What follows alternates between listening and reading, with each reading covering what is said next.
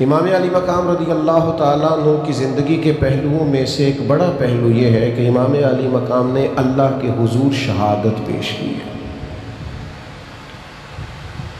شہادت کا بہت بڑا تعلق ہے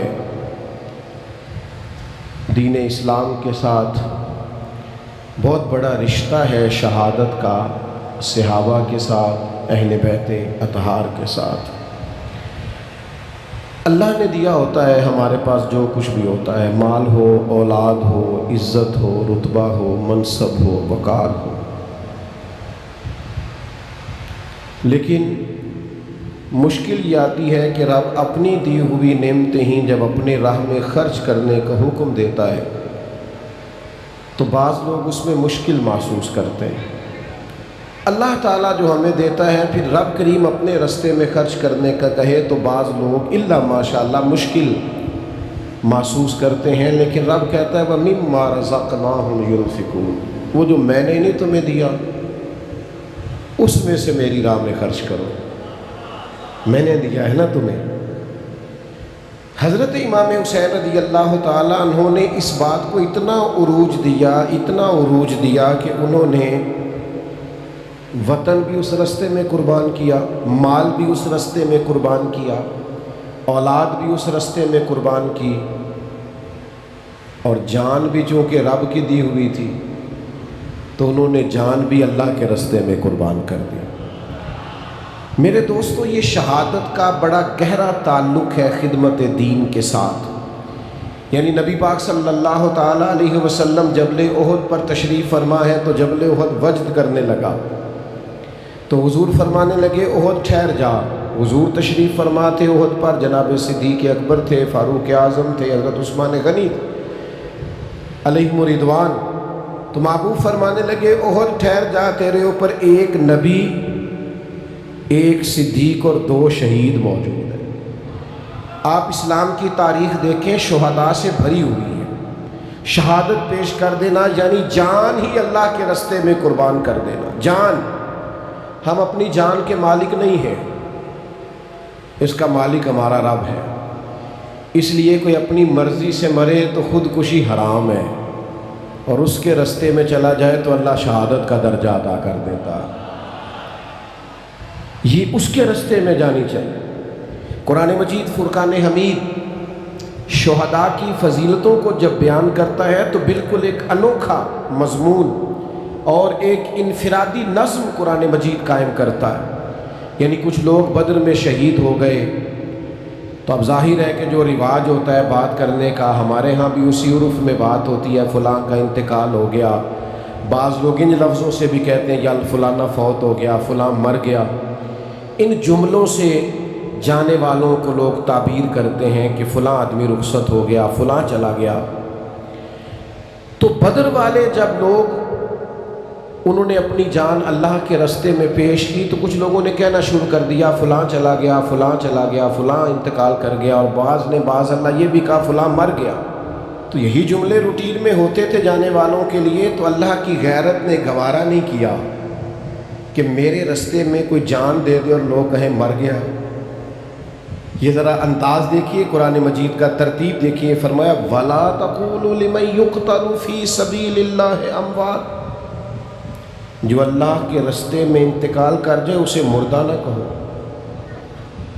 اس کی گہرائی میں ذرا اتریے گا، اس کی روح پرواز کر گئی ہے، اسے کفن پہنایا گیا ہے، غسل دیا گیا ہے، جنازہ پڑھا گیا ہے، قبر میں دفن کیا گیا، اس کی بیوی بیوہ کہلا رہی ہے، بچے یتیم کہلا رہے، اس کا ترکہ تقسیم ہو رہا ہے، اس پر سارے احکام جانے والے کے لاگو ہو رہے ہیں، پر کریم فرماتا ہے چونکہ میری راہ میں گیا ہے تمہیں مردہ کہنے کی اجازت نہیں۔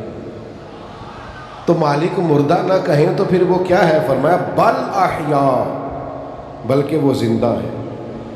تو مالک وہ چلتے پھرتے کھاتے آتے جاتے نظر نہیں آ رہے، فرمایا ولکن لا تشعرون، تمہیں شعور ہی نہیں، تم شعور ہی نہیں رکھتے ان کی زندگی کا۔ شہداء کی زندگی اس طرح کی زندگی ہے کہ تم اس کا شعور نہیں رکھتے، بل احیاء، لیکن وہ زندہ ہے۔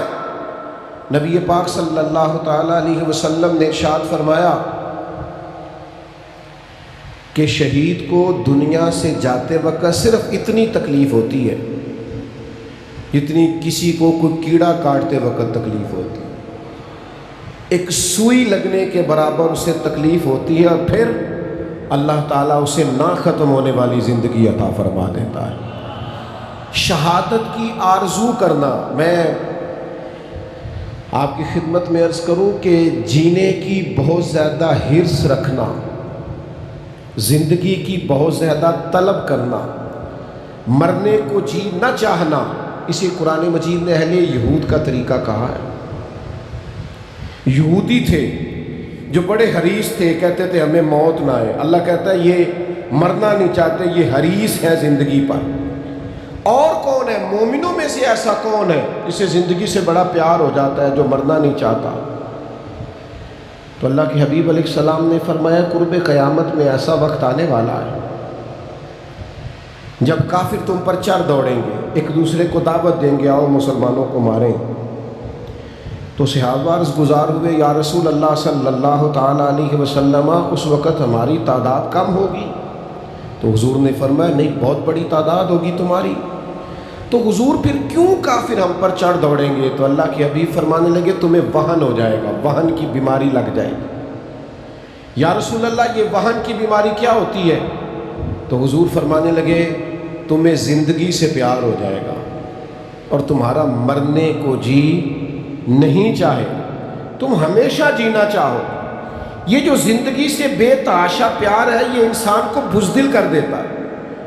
یہ زندگی سے بے پناہ محبت کرنا اور مرنے کو جینا چاہنا یہ انسان کو بزدل، کمزور اور دنیا پرست بنا دیتا ہے۔ لیکن چونکہ جانا ہے، چونکہ زندگی ختم ہونی ہے، لہذا اس قدر انسان کو گھبرانا نہیں چاہیے۔ اور وہ اور کسی کی زندگی ہے جو مرنے پر ختم ہوتی ہے، یہ جو مومن کی زندگی ہے نا، یہ تو شروع ہی اس وقت ہوتی ہے جب قبر میں مدینے والے محبوب کی زیارت کر لیتا ہے، تو وہاں سے تو شروع ہوتی ہے۔ آج پھولے نہ سمائیں گے کفن میں آسی، قبر کی رات ہے ان سے ملاقات کی رات۔ مومن کی زندگی، اقبال کہتے ہیں موت کو سمجھے ہے غافل اختتام زندگی، یہ ہے شام زندگی پھر صبح دوام۔ تو اس قدر زیادہ پیار نہیں، جان اگر کبھی دینی پڑ جائے تو محبوب کے لیے نا تیاری کر کے رکھنی چاہیے۔ یہ سنبھال کے رکھنا چیزوں کو اور اپنے آپ سے بلا وجہ پیار کرنا، کچھ لوگوں کو نا اپنے آپ سے بڑا پیار ہو جاتا ہے، وہ کوئی تکلیف نہیں برداشت کرنا چاہتے، وہ کسی اذیت میں نہیں آنا چاہتے، وہ بڑی پرسکون زندگی جینا چاہتے ہیں، پھر چھوٹی چھوٹی باتوں پہ ڈپریشن کا شکار ہوتے ہیں۔ ذرا سی چیز ہوتی ہے تو انہیں انزائٹی ہوتی ہے، کیوں؟ اپنے آپ سے پیار ہی بڑا ہو گیا، اپنے آپ کو سہولیات ہی بڑی دے لی، سکون ہی بڑا دے لی ہے، ذرا سی باتوں پر وہ پریشان ہو جاتے ہیں۔ لیکن جان پاوے نہ جان میرے محبوبہ، میں تے لگیاں توڑ نبھیساں، رات تیرے وچ رول کے مرساں، تے قدم نہ پیچھا ہٹیساں، شہر تیرے دے ٹکڑے منگساں، تے تیرے کتیاں دے پیر چمیساں، آزم جان امانت تیری، تو جدوں منگ سے میں پیش کرے سا۔ اے جان امانت تیری، تو جدوں منگ سے میں پیش کرے سا۔ جان امانت ہے، جب مانگے پیش کر دیں گے۔ تو صحابہ جان پیش کرتے رہے اللہ کے حضور پیش۔ صحابہ میں سے ایک صحابی حضرت عبداللہ بن عمر، حضرت جابر ابن عبداللہ رضی اللہ تعالیٰ عنہ کے والد ہیں، یہ جنگ احد میں شہید ہو گئے تھے۔ حضرت جابر ابن عبداللہ فرماتے ہیں کہ پیچھے بیٹیاں چھوڑ گئے تھے، میرے اوپر بہنوں کا بوجھ تھا، قرضے بھی تھے، آزمائش بھی تھی، لیکن جب نبی پاک علیہ السلام نے مجھے میرے والد کا حال سنایا نا، اس شہید کی حضور نے بات سنائی، نبی کریم علیہ السلام نے فرمایا جابر میں تمہیں بتاؤں تمہارے والد کی شان کیا ہے؟ یہ صحیح حدیث میں موجود ہے۔ یا رسول اللہ فرمائیے۔ تو اللہ کے محبوب فرمانے لگے جو بھی شہید ہوتا ہے اللہ اس پر پردے ڈال کر اس سے کلام کرتا ہے، لیکن جب آپ کے والد شہید ہوئے نا اللہ نے پردے ہٹا کے کلام کیا۔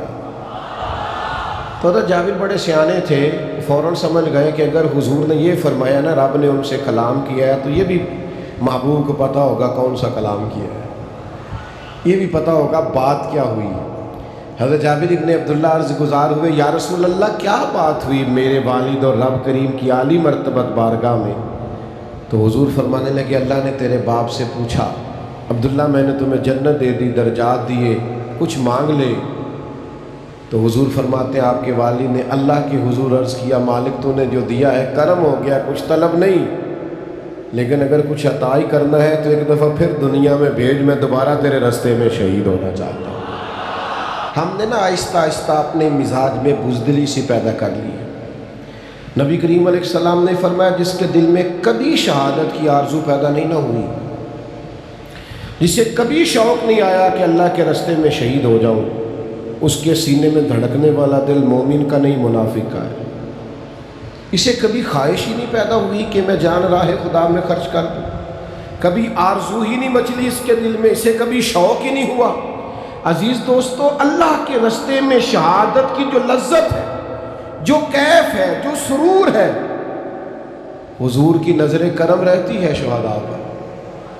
محبوب نظر عنایت سے دیکھتے ہیں اللہ کی راہ میں شہید ہونے والوں کو۔ جنگ موتا کے لیے جب صحابہ جا رہے تھے تو نبی پاک صلی اللہ تعالیٰ علیہ وآلہ وسلم نے ان کو وصیت فرمائی، فرمایا حضرت زید بن حارثہ رضی اللہ تعالیٰ عنہ کو اپنا امیر بنا لینا، اگر وہ شہید ہو گئے تو جناب جعفر طیار کو بنا لینا۔ پھر ایک اور صحابی کا ذکر کیا، فرمایا اگر وہ بھی شہید ہو گئے تو ان کو بنا لینا، اور فرمایا اگر وہ بھی شہید ہو گئے نا تو پھر تم باہمی مشاورت سے جس کو چاہو امیر بنا لینا۔ صحابہ فرماتے ہیں ہمیں وہ دن یاد ہے جب حضور بیٹھے تو مسجد نبوی میں تھے، لیکن وہاں بیٹھے بیٹھے جنگ موتا کے سارے حالات بتا رہے ہیں۔ اب میرا زید بن حارثہ شہید ہوا ہے، اب جعفر طیار کے بازو کٹے، اب فلاں صحابی کی شہادت ہو گئی، یعنی جو اللہ کے راستے میں جانیں قربان کر رہے ہیں۔ مجھے کہہ لینے دو نا، یہ بات کہہ لینے دو کہ اگر نبی کریم مسجد نبوی میں بیٹھ کر جنگ موتا کے سارے حالات دیکھتے ہیں تو گنبد خضرا میں بیٹھ کر محبوب نے کربلا بھی ساری دیکھی۔ حضور کی نگاہوں کے سامنے وہ سارا منظر تھا۔ جبھی تو حضرت ام سلمہ کی خواب میں آ کے کریم نے فرمایا ہے کہ یہ دیکھو نا میرے حسین آج کربلا میں شہید ہو گئے، یہ دیکھو یہ مٹی سرخ ہو گئی۔ محبوب کی نگاہوں کے سامنے رہتے وہ لوگ جو مقام شہادت پر فائز ہوتے، جو درجات پاتے۔ ہم نا اپنے بچوں میں بڑے شوق پیدا کر رہے ہیں۔ بچوں سے پوچھیں آپ کیا بننا چاہتے ہیں؟ میں ڈاکٹر بننا چاہتا ہوں۔ آپ کیا بننا چاہتے ہیں؟ میں پائلٹ بننا چاہتا ہوں۔ آپ کیا بننا چاہتے ہیں؟ میں انجینئر بننا چاہتا ہوں۔ بہت اچھی بات، یہ ساری باتیں خیر والی، ان میں اچھی نیتیں کر لی جائیں، اچھے ارادے کر لیے جائیں، خواہشات پاکیزہ بنائی جائیں تو ساری خیر والی ہیں۔ لیکن صحابہ کے گھروں میں جو بچے تھے نا، ان سے جب سوال ہوتا تھا نا بڑے ہو کے کیا بنیں گے، تو کہتے تھے راہ خدا میں گردن کٹائیں گے، اللہ کے راستے میں جانیں پیش کریں گے۔ ان کے جذبات انوکھے تھے کہ عمر تھوڑی ہے، قد چھوٹا ہے، بڑا بھائی سلیکٹ ہو گیا ہے جہاد میں جانے کے لیے، تو چھوٹا آگے بڑھ کے کہتا ہے یا رسول اللہ آپ نے اسے سلیکٹ کر لیا ہے، لیکن عمر اس کی بے شک تھوڑی زیادہ ہے، قد بڑا ہے، وہ مجھ سے کشتی کرا کے دیکھ لیں، میں طاقتور اس سے زیادہ ہوں، آپ بے شک تھوڑی پنجہ آزمائی کرا لیں۔ تو جب دونوں بھائیوں کو حضور نے اجازت دی نا کہ ذرا لڑاؤ نا پنجے، تو چھوٹا بڑے کے کان میں کہنے لگا تو قبول ہو ہی گیا ہے، اور وہاں جو قبول ہو جائے اسے مردود نہیں کیا جاتا، تیری تو قبولیت ہو گئی ہے، ذرا گر نہیں جاتا تھوڑی دیر کے لیے، ذرا تھوڑا جھک جا تاکہ میری بھی قبولیت ہو جائے۔ جب یہ جذبے مسلمانوں کے بچوں میں پیدا ہو تو پھر اسرائیل دندناتا نہیں، پھر امریکہ دندناتا نہیں، پھر کفر اس طرح سے مسلمانوں پر حملہ آور نہیں ہوتا، پھر مسلمان نعرہ تکبیر بدر میں لگاتے ہیں اور کیسر و کسرا اپنے محلات میں کانپ جایا کرتے ہیں۔ لیکن وہ ہمارے وہ ٹھنڈے سی، ہماری وہ سکون پسندیاں، آرام طلبیاں، اقبال کہنے لگے لہو مجھ کو رلاتی ہے جوانوں کی تن آسانی، میں خون کے آنسو رہتا ہوں جب اپنے جوانوں کی طبیعت اور مزاج میں آرام پسندی دیکھتا ہوں، سکون دیکھتا ہوں۔ یار کیسے ہم انقلاب لائیں گے جب ہم اپنے بچے کو صبح اٹھائیں تو وہ ناراض ہو جائے کہ اتنی جلدی جگا دیا ہے، میں تو موبائل ہی میرا 3 بجے بند ہوا تھا۔ جب اس بات پر اولادیں بگڑنے لگے، جو وقت اللہ نے سونے کا بنایا ہے وہ بیدار رہ کے گزارا جائے، اور جو بیدار رہنے کو کہا ہے وہ سو کر گزارا جائے، تو آپ کیا توقع رکھتے ہیں اس قوم سے؟ تھوڑا غور کریں۔ شہادت کے جذبات، شہادت کا ذوق، شہادت کی تمنا، شہادت کی آرزو، شہادت لیے انسان کا اللہ کے حضور حاضر ہونا، ان درجات کو آپ سمجھیں، شہادت کا جذبہ اپنے دل میں پیدا کریں، آنے والی نسل کو یہ کہیں کہ مجاہد فی سبیل اللہ بننا ہے اللہ کے راستے میں۔ اور میں آپ سے عرض کروں، جو شہادت کا جذبہ رکھتے ہیں نا، جو جان دینے کی آرزو رکھتے ہیں، وہ مال چھپا کے رکھیں گے۔ جو جان دینے کی آرزو رکھتے ہیں وہ اقتدار سے چمٹ کے رہیں گے۔ جو جان دینے کی آرزو رکھتے ہیں وہ یہ خیال کریں گے کہ میں چھوٹے چھوٹے مقاصد میں رہوں، بڑے مقاصد۔ حضرت سعد بن معاذ بڑے محبوب صحابی ہیں نبی پاک کے۔ جنگ خندق میں تھوڑا زخم لگ گیا، نصیب اتنے اونچے اور اعلیٰ تھے ان کے کہ وہ زخم ان کے وجود پر لگا ہوا تھا، تو نبی کریم نے مسجد نبوی کے باہر خیمہ لگایا، ان کا علاج جاری تھا۔ تو اللہ کے محبوب اپنی نگرانی میں اور کبھی کبھی اپنے دست مبارک سے بھی مرہم پٹی فرماتے ہیں۔ میں نے سنا ہے وہ بن سنور کر میری عیادت کو آ رہے ہیں، اور کسی نے کہا تھا ان کے دیکھے سے جو آ جاتی ہے چہرے پہ رونق، تو وہ سمجھتے ہیں کہ بیمار کا حال اچھا ہے۔ تو نبی پاک علیہ الصلوۃ والسلام ان کی تیمارداری فرماتے، کرم نوازی فرماتے، حضور رحمت کرتے، بندہ نوازی فرماتے۔ حضرت سعد بن معاذ نے نا بیماری، اب خیمہ لگا ہوا ہے، زخم کا علاج ہو رہا ہے، اسی حالت میں اللہ کے حضور دعا مانگتے، کہتے ہیں مالک تو جانتا ہے میرے دل میں سب سے زیادہ جذبہ کفار مکہ سے لڑنے کا تھا، اے اللہ اگر ان کے ساتھ کوئی جنگ باقی ہے تو مجھے زندہ رکھ، ورنہ موقع بڑا اچھا ہے، حضور نظر کرم فرمائے ہوئے، مجھے اسی زخم سے شہادت کی موت عطا کر دے۔ جب انہوں نے دعا مانگی تو ان کا زخم پھر سے پھٹ گیا، خیمے سے خون نکلنے لگا۔ کریم محبوب کو اطلاع ہوئی، حضور تشریف لائے، ایک قدم یہاں رکھتے محبوب، دوسرا ادھر آگے کر کے رکھ، تیسرا ذرا ہٹا کے رکھ۔ حضور ان کے سر پر پہنچے تو ان کے سر کو اٹھا کے گود مبارک میں رکھ لیا۔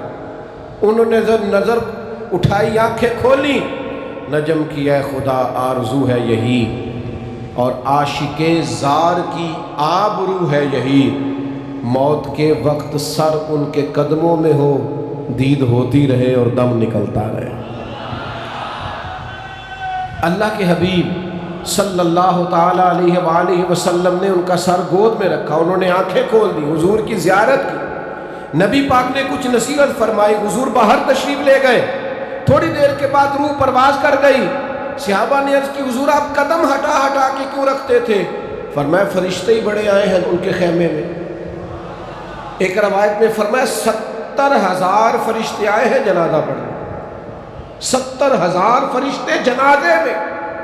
اللہ اکبر۔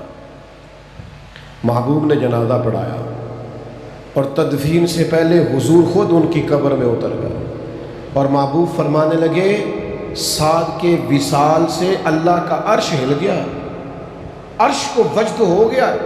اس طرح انہوں نے دنیا چھوڑی۔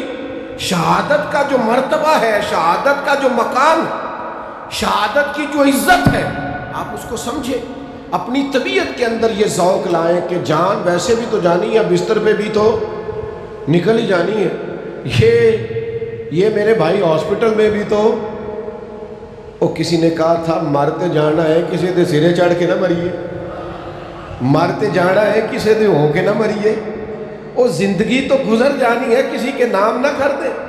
کیا اپنے آپ سے پیار کرنا، ہر وقت جینے کی آرزو کرنا ہے، وہی تیرے زمانے کا امام برحق جو تجھے حاضر و موجود سے بیزار کرے اور موت کی شکل میں دکھلا کے تجھے جلوہ یار، زندگی تیرے لیے اور بھی دشوار کرے۔ جو تیرا جینا مشکل کر دے، تیرا جینا مشکل۔ اور آپ اندازہ کریں، ایک صحابی تھوڑی سی نا ٹانگ مبارک دبا کے چلتے ہیں، بظاہر جنگ احد میں 4 بیٹے لے کے آئے، اپنے 4 بیٹے، حضور یہ میرے چاروں قبول کر۔ جب وہ لوگ اللہ سے لیتے ہیں تو پھر نہیں گنتے، اور جب واپس دیتے ہیں، میں 10,000 دیتا ہے مسیحتے، اعلان کر دیو۔ میں ختم شریف پہ چلا گیا تو وہ کہنے لگے جی ہمارے والد انتقال کر گئے، تو ہم ان کی طرف سے نا 50,000 مسجد کو دے رہے ہیں، ذرا اعلان کر دیں۔ میں کہ ابا کی دے گیا تو انہوں کئی دکانہ نے اور بھی کافی مال ہے، میں کہ انہیں بھی جان لگے مسیحتے اعلان کرایا کہ انجی دے گیا ہے۔ نہیں انہوں نے تو، میں نے کہا اس میں سے والد کے نام پہ 50,000 دے رہے ہیں، وہ بھی مسجد میں اعلان کرا کے۔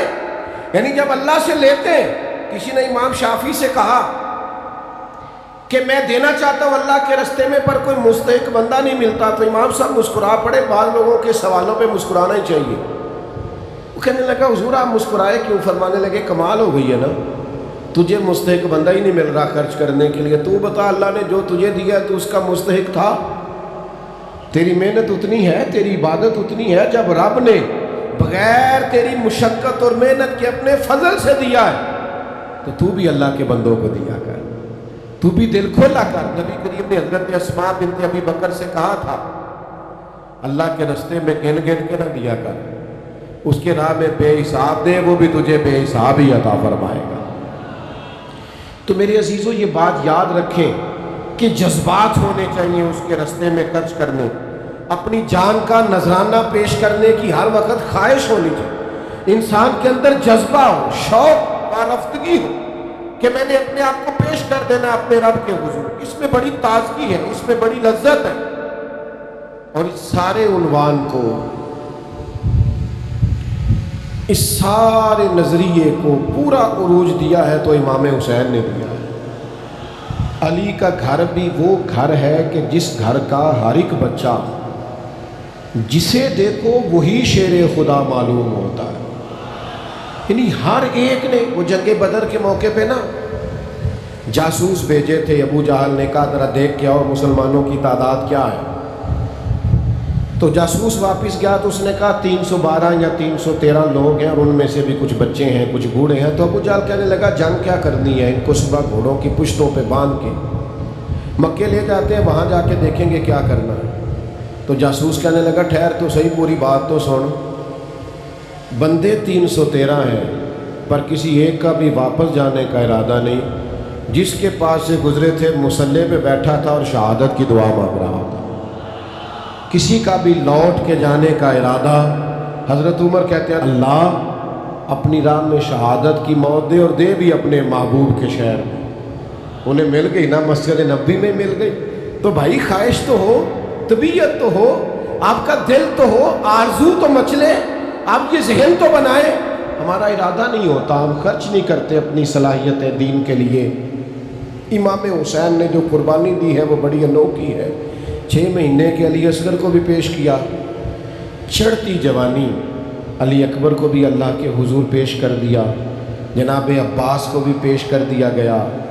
اور ان سارے زخموں کے باوجود جب حسین ابن علی خود میدان میں نکلے ہیں تو روتے نہیں، ڈرتے ہوئے نہیں، سہمے ہوئے نہیں، پہلے انہوں نے مدینے والے محبوب کا دیا ہوا امامہ باندھا ہے، پھر انہوں نے اپنے والد کی ذوالفقار حیدری تھامی ہے، اور پھر وہ میدان میں آئے ہیں تو پورے دبدبے کے ساتھ انہوں نے خطبہ ارشاد فرمایا ہے، تو پھر پوری چہرے اور طبیعت کی پورے روب کے ساتھ پھر وہ میدان میں آئے ہیں تو ڈرے ہوئے نہیں، بہت سارا لشکر دیکھ کر وہ گھبرائے نہیں، معاذ اللہ تلوار نہیں پھینک دی، بلکہ ہمت کے ساتھ، دلیری کے ساتھ میدان میں نکلے ہیں۔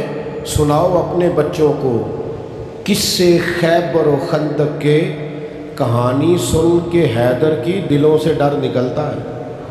اور ایک شاعر نے مولا علی کی بارگاہ میں نذرانہ پیش کیا تھا، اس نے کہا تھا دیواریں ہلتی رہتی ہیں اور در کانپ جاتا ہے، علی کا نام سن کے اب بھی خیبر کانپ جاتا ہے۔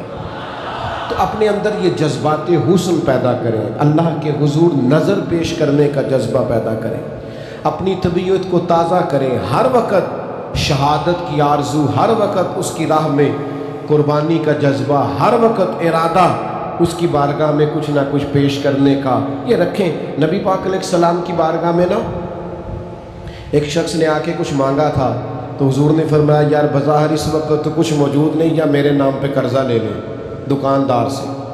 تو حضرت عمر عرض کرنے لگے حضور اللہ تو ہمیں اس کا پابند نہیں کرتا ہے، تو دے دو نہیں تو ٹھیک ہے۔ تو حضرت بلال کہنے لگے یا رسول اللہ آپ بانٹیے، عرش کا مالک بڑا عطا کرے۔ یعنی قرضہ لے کے بھی حضور اس کی راہ میں دینا ہے تو پھر دینا ہے۔ اپنے اندر یہ شوق لائیے، یہ جذبہ لائیے۔